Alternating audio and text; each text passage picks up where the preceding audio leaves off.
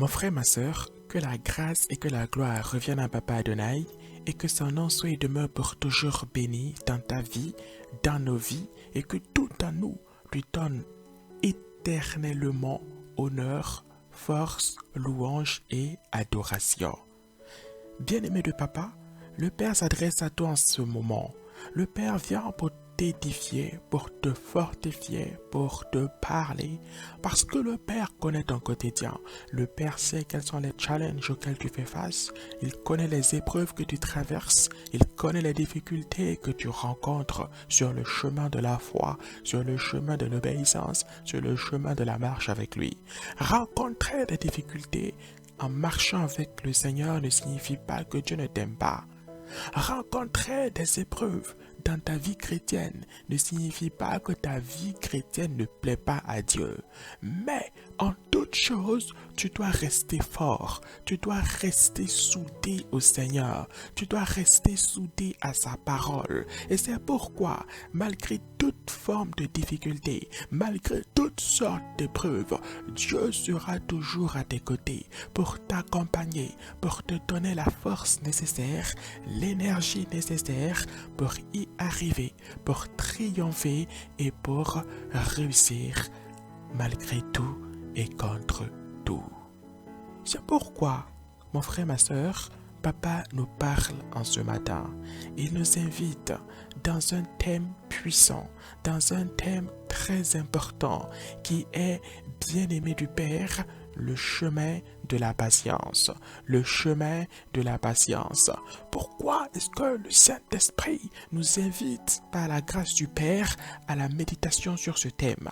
Pourquoi est-ce que le Saint-Esprit nous donne ce thème-là en ces moments? Qu'est-ce que le chemin? Qu'est-ce que la patience? Pourquoi l'Esprit de Dieu nous donne cette parole? Écoute mon frère, écoute ma sœur, je suis comme toi, j'apprends comme toi, je découvre comme toi. Et c'est pourquoi nous allons suivre le Saint-Esprit, pas à pas dans le livre de Psaume, au chapitre 27 et au verset 5. Nous lisons ce que Papa a prévu pour nous ici. Si tu as la parole de vie à portée de main, je t'invite à la saisir, je t'invite à la prendre, afin que nous puissions, toi et moi, la manger ensemble. Car ne l'oublie jamais, la Bible n'est pas seulement un livre, mais la Bible est le pain de vie. C'est la parole de Dieu qui est essentielle à notre vie spirituelle. Psaume chapitre 27, verset 5. Car il me protégera dans son tabernacle au jour du malheur, il me cachera sous l'abri de sa tente, il m'élèvera sur un rocher. La parole nous parle du jour du malheur. La parole nous parle de la protection du Père, l'abri de sa tente. La parole nous parle de la délivrance face au jour du malheur, l'élévation sur un rocher.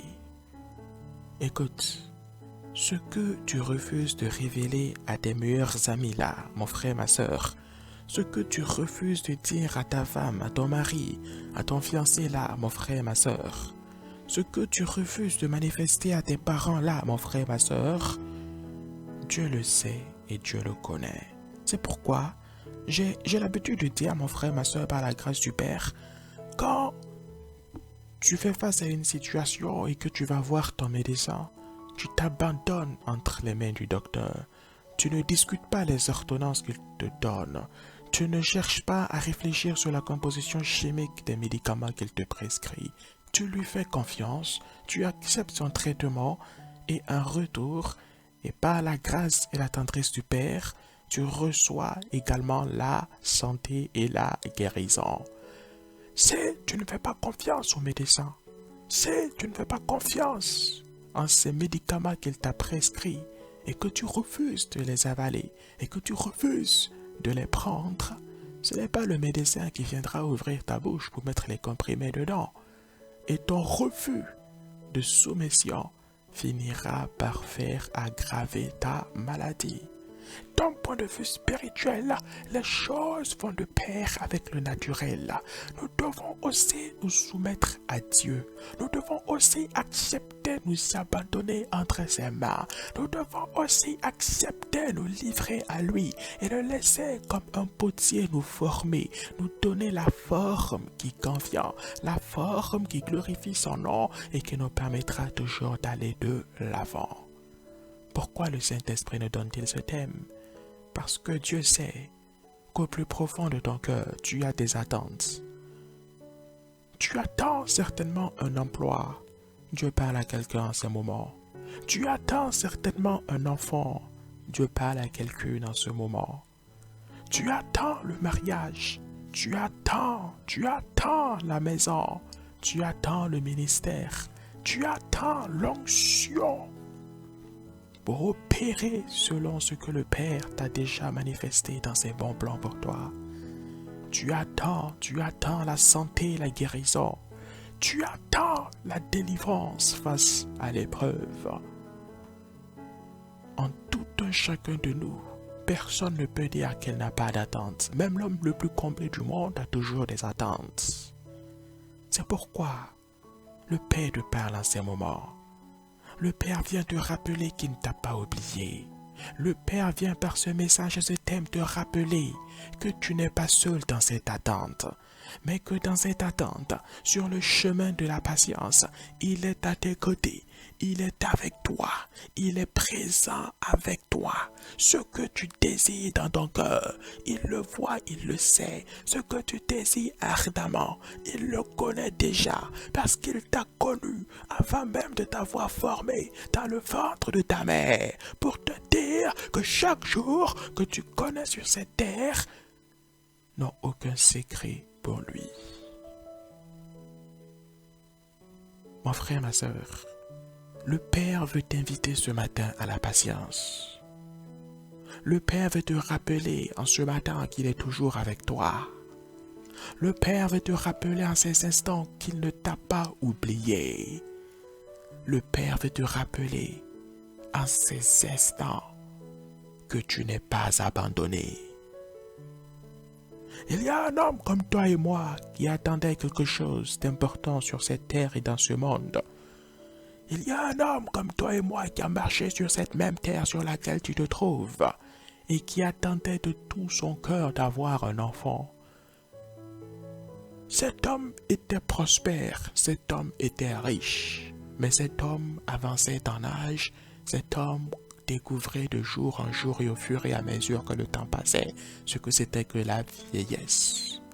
Cet homme, tu le connais, il se trouve dans les livres de Genèse, il s'appelle Abraham, aussi appelé le père de la foi. Abraham était l'ami de Dieu. Écoute-moi, Abraham n'était pas n'importe qui. Abraham était le confident de Dieu. Lorsque Dieu voulait détruire Sodome et Gomorrhe, Dieu a dit, je vais d'abord aller parler à mon ami Abraham. Je vais aller raconter à mon ami ce que j'ai l'intention de faire. Abraham était dans le cœur de Dieu. Mais, tu vas me dire, qu'est-ce qu'un homme qui est dans le cœur de Dieu peut demander et ne pas recevoir? Écoute-moi, Abraham attendait un enfant. Durant toute sa vie, l'homme-là n'arrivait pas à devenir père. Et pourtant, ce n'était pas les moyens qui manquaient à Abraham. Écoute-moi bien, mon frère, toi qui es mari, le Saint-Esprit te parle en ce matin. Abraham avait la possibilité d'épouser 3, 4, 5, 10 femmes, d'avoir des enfants avec chacune d'elles. Mais Abraham est resté fidèle à maman Sarah. Abraham est resté avec son épouse pendant des années, bien qu'elle n'arrivait pas à enfanter. L'homme-là a placé sa confiance en Dieu, parce que l'homme-là a compris ce que nous, chrétiens du 21e siècle, devons comprendre, c'est que dans toute situation, dans toute difficulté, tu as toujours deux solutions. La solution qui vient du Père, La solution spirituelle est la solution qui vient des hommes, la solution qui vient du méchant, la solution qui vient du malin, la solution qui vient de la chair.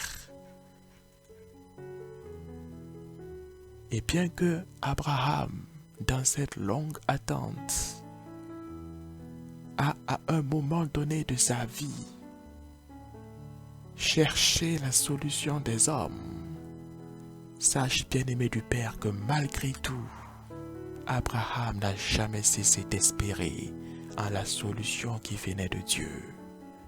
C'est pourquoi Abraham a été récompensé de son attente. Malgré qu'il a eu un fils avec la servante de sa femme, Dieu n'a pas privé Abraham d'obtenir le fils de la promesse, d'obtenir le fruit de ce que lui avait promis. Oui, à l'âge de 100 ans, lorsque Abraham eut 100 ans, vint enfin la naissance d'Isaac. Pendant 100 ans de sa vie, il a attendu. Pendant 100 ans de sa vie, il n'a pas cessé d'avoir foi et confiance en Dieu. Et s'il fallait encore attendre 101, 102, 103, 105 ans, Abraham aurait encore attendu. Mais à la 100e année de sa vie, pas au 100e mois, pas au 100e jour, à la 100e année d'attente de sa vie, Abraham a reçu ce que Dieu lui avait promis. Mon frère, ma sœur, Abraham n'a pas été le seul. Abraham n'a pas été l'unique. Bien plus tard, un autre homme du nom de Joseph a traversé une situation pareille. Joseph était le fils d'un homme aisé. Joseph a grandi dans les meilleures conditions qui soient. Il était le fils d'un homme qui l'aimait, qui était dans l'amour, dans la joie, dans l'affection. Son père l'aimait parmi tous ses frères. Mais Joseph a connu une chute brutale. Joseph est passé du fils bien-aimé, du fils qui vit dans la maison de l'abondance, au statut d'esclave. Il a été vendu comme un esclave chez un ministre de Pharaon appelé Potiphar. Joseph a découvert ce que c'est que la vie difficile d'un esclave, la vie difficile d'un homme qui n'a pas de droit, la vie difficile d'un homme qui appartient à son semblable, la vie difficile d'un homme qui n'est pas libre de faire ce qu'il veut. Mais durant ces temps difficiles, durant cette période douloureuse, Joseph n'a pas laissé tomber Dieu. Joseph n'a pas baissé les bras. Joseph n'a pas abandonné. Écoute-moi, quand Joseph est arrivé chez Potiphar, Joseph était encore un jeune enfant. Il n'avait pas encore atteint l'âge de la maturité. Mais dans sa jeunesse, il est resté fidèle au Dieu de son père. Il est resté fidèle au Dieu de Jacob. Il est resté fidèle à El Shaddai. D'année en année, dans la maison de la servitude, la foi de Joseph n'a pas baissé, la foi de Joseph n'a pas diminué. Quelle que soit la situation que tu traverses aujourd'hui, tiens toujours bon. Quel que soit le problème que tu traverses aujourd'hui, reste toujours ferme. Quelle que soit l'attente dans laquelle tu es, demeure toujours dans la patience du Père. Car la patience en Dieu est toujours bien récompensée. Dans cette attente, Joseph aussi a expérimenté la solution des hommes. Lorsque Madame Potiphar, la femme de son chef, la femme de son maître, est venue vers lui pour lui proposer d'avoir des rapports intimes avec elle. Les gens ont dit à Joseph, mais Joseph, tu es sauvé. Joseph, c'est Dieu qui te sauve. Couche avec la femme de ton maître et tu seras libre. Va avec la femme de ton maître selon ses désirs. Mais Joseph, Et il est évident qu'elle fera tout pour t'affranchir, afin que tu puisses retourner auprès de ta famille. Qui mieux que Joseph dans ces situations pouvait comprendre à quel point une famille pouvait manquer à quelqu'un. Mais malgré sa famille qui lui manquait, malgré l'envie qui le rongeait de retrouver les siens, Joseph ne s'est pas laissé entraîner dans le mal. Joseph a refusé la proposition de Madame Potiphar. Joseph a dit à Madame Potiphar, aussi belle que vous soyez, aussi magnifique que vous soyez, femme de ministre du Pharaon, malgré tous les produits de beauté dont vous pouvez vous permettre, je ne pécherai pas contre Dieu. On aurait pu penser qu'au travers de cet acte héroïque, Joseph aurait été peut-être affranchi. Mais non. Après avoir manifesté donc sa foi, après avoir donc manifesté la puissance du Père en résistant au péché et à la proposition de la solution qui vient de la chair, Joseph ne s'est pas retrouvé libre dans les rues d'Égypte, mais Joseph s'est retrouvé prisonnier dans une prison d'Égypte. Sa situation s'est empirée, sa situation s'est aggravée, sa situation est passée du mal au pire. Combien parmi nous, dans des circonstances pareilles, n'auraient pas fui l'église? Combien parmi nous, dans des circonstances pareilles, n'aurions-nous pas cessé de prier? Ne nous serions-nous pas fâchés, arrêtant de méditer la Bible, arrêtant de rechercher le visage de Dieu? Combien parmi nous, dans ces situations, si Dieu venait vers nous pour nous appeler en disant « Mon fils, ma fille, viens que nous discutons », n'aurions-nous pas dit « Ah, laisse-moi tranquille ». Non. Sois sincère dans ton cœur. Sois honnête. Quelle a été l'attitude de Joseph en prison? La situation n'a pas été facile pour le fils de Jacob. La situation n'a pas été simple pour cet homme. Mais malgré que Joseph était en prison, écoute-moi, Joseph n'était pas fou, mon frère, ma soeur.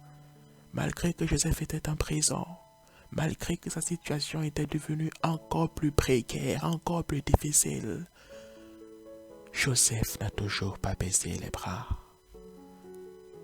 Joseph pleurait durant la nuit, mais Joseph adorait le Père durant la journée. Joseph larmoyait de douleur dans sa cellule. Mais lorsqu'il finissait de pleurer, de sécher ses larmes, Joseph se remettait à nouveau à prier Dieu. C'est ça, mon frère, ma soeur, la persévérance dans le chemin de la patience. Lorsque Dieu a vu le cœur de cet homme, lorsque Dieu a vu ça, Dieu s'est dit, je ne peux plus laisser cet homme dans cette prison. Je ne peux plus permettre que cette épreuve continue. Et à l'instant même, l'homme-là est passé du statut de prisonnier à celui de ministre de Pharaon, à celui de gouverneur de toute l'Égypte, dans le livre de Genèse, au chapitre 41 et au verset 40, où Pharaon de sa propre bouche dira à Joseph, le prisonnier, écoute-moi Joseph, je t'établis sur toute ma maison. Je t'établis sur ma maison et tout mon peuple obéira à tes ordres. Le trône seul m'élèvera au-dessus de toi. Même le chef de la prison dans laquelle était Joseph n'en croyait pas ses oreilles, mais c'était vrai. En moins de 24 heures, le prisonnier qu'il gardait devenait du jour au lendemain son chef. Si tu penses que l'histoire d'Abraham et de Joseph ont été des circonstances, mon frère et ma soeur, Va lire dans les livres de 1 Samuel, tout le chapitre 24. Tu vas comprendre des choses importantes. Tu vas comprendre des choses puissantes. Tu vas comprendre des choses délicates. Dans 1 Samuel au chapitre 24, verset 15, le roi David dit, mon frère, ma soeur, le roi David dit, l'Éternel jugera et prononcera entre moi et toi. Il regardera, il défendra ma cause, il me rendra justice en me délivrant de ta main. À qui David parlait-il? David parlait à son ennemi, à son adversaire, au roi Saül. Parce que David avait été oint comme nouveau roi d'Israël. Et le roi qui était en place était jaloux. Le roi qui était en place, se sentant menacé, cherchait à faire mourir le nouveau roi. Et pendant ce temps, David était obligé d'abandonner le confort de la maison de son père pour aller se réfugier dans des grottes. Et voici qu'un jour, pendant que David était dans l'une de ces grottes, que quelqu'un est venu rentrer dans cette grotte pour faire ses besoins. Et voici que ce jour-là, contre toute attente, ce quelqu'un n'était pas plus que le roi Saül, l'ennemi de David. Et ce jour-là, comme pour couronner le tout, Saül le roi était seul dans la grotte, sans ses soldats, totalement démunis et à la merci de David. Les gens disent à David, mais ça fait combien de mois que tu es en train de fuir dans des grottes? Ça fait combien de temps que tu es en train de fuir ton ennemi Saül?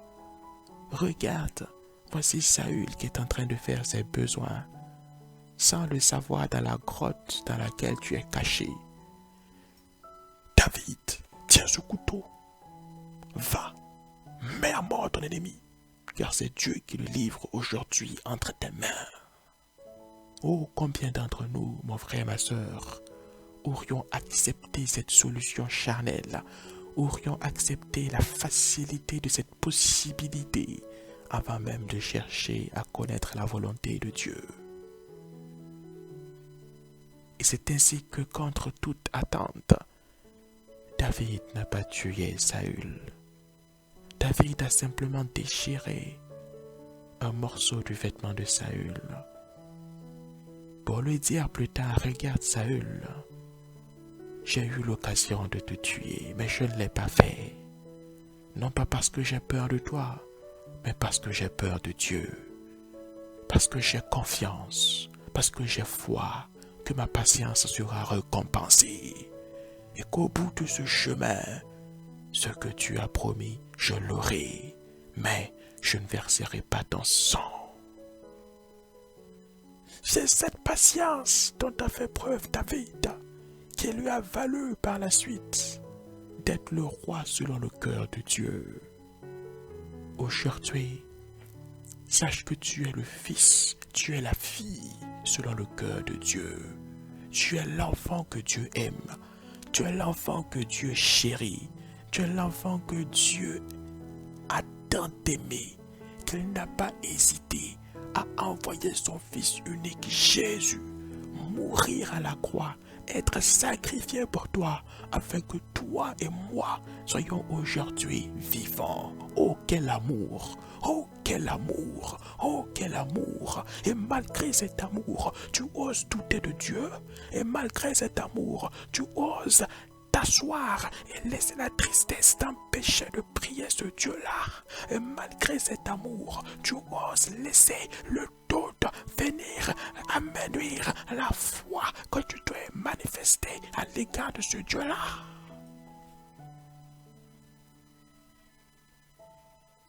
Jésus, en venant d'accomplir l'œuvre, ne s'est pas précipité pour l'accomplir, pour la réaliser, non. Mais même Jésus, qui est notre modèle, qui est notre grand frère, qui a accepté mourir pour que nous soyons aujourd'hui vivants, avant de ressusciter par la suite, afin que nous ressuscitions avec lui pour la vie éternelle. Ce même Jésus, lorsqu'il est venu sur la terre, lui le roi des anges, lui le chef des archanges, ne s'est pas précipité à accomplir l'œuvre selon sa bonne volonté. Non, écoute-moi mon frère et ma soeur. Mais la parole nous dit dans le livre de Luc au chapitre 3 et au verset 23 que Jésus avait environ 30 ans lorsqu'il commença son ministère, étant, comme on le croyait, fils de Joseph, fils d'Élie. Pendant 30 ans, Jésus a vu des possédés sur cette terre, mais il ne les a pas délivrés. Pendant 30 ans, Jésus a vu des lépreux tout au long de sa vie, mais il ne les a pas guéris. Pendant 30 ans, Jésus a vu des gens blasphémer le nom de son Père, mais il n'a pas manifesté l'onction. Pendant 30 ans, Jésus a marché sur cette terre comme un homme normal, démuni de toute puissance, en attendant patiemment le temps de Dieu. Mon frère, ma soeur, laisse-moi te dire que le temps de Dieu va aussi arriver pour toi. Le temps de ton élévation est en chemin. Chaque jour qui passe te rapproche de l'accomplissement de ce temps. Le temps de ton mariage est en chemin. Le temps de ton enfantement est en chemin. Le temps où tu vas signer ce CDI pour la gloire du Père est en chemin. Le temps de ta guérison est en chemin. Le temps de ta paix est en chemin. Le temps de ton succès professionnel, de ton succès académique est en chemin. Ne doute pas de Dieu. Ce n'est pas parce que tu es dans le chemin de la patience, dans le sentier de l'attente, que Dieu ne t'aime pas. N'écoute pas les mensonges du diable. Ce n'est pas parce que tu es sur le chemin de la patience que Dieu ne s'intéresse pas à toi ou que Dieu t'a oublié. Ne te laisse pas chahuter, ne te laisse pas tromper, ne te laisse pas effrayer, ne te laisse pas apeurer par les fausses paroles du diable. Ce n'est pas parce que la course au succès est le partage de tous ceux qui t'entourent que tu dois aussi laisser le temps de Dieu pour suivre le temps des hommes et t'insérer dans une course dont tu ne connais même pas l'issue d'avance. Rappelle-toi que l'Éternel ton Dieu, ton Père céleste en Jésus-Christ, connaît la fin de toutes choses avant même son commencement. Alors, suis-le toujours dans la patience et dans la foi. Voici, bien-aimé du Père, ce que Papa a fait au travers de ce thème prévu pour toi. Que le Père te bénisse, que le Père te fortifie, que le Père te donne ce que ton cœur désire et que tout en toi lui donne éternellement gloire, satisfaction, joie et bonheur aujourd'hui, demain et éternellement, au nom de Jésus-Christ de Nazareth.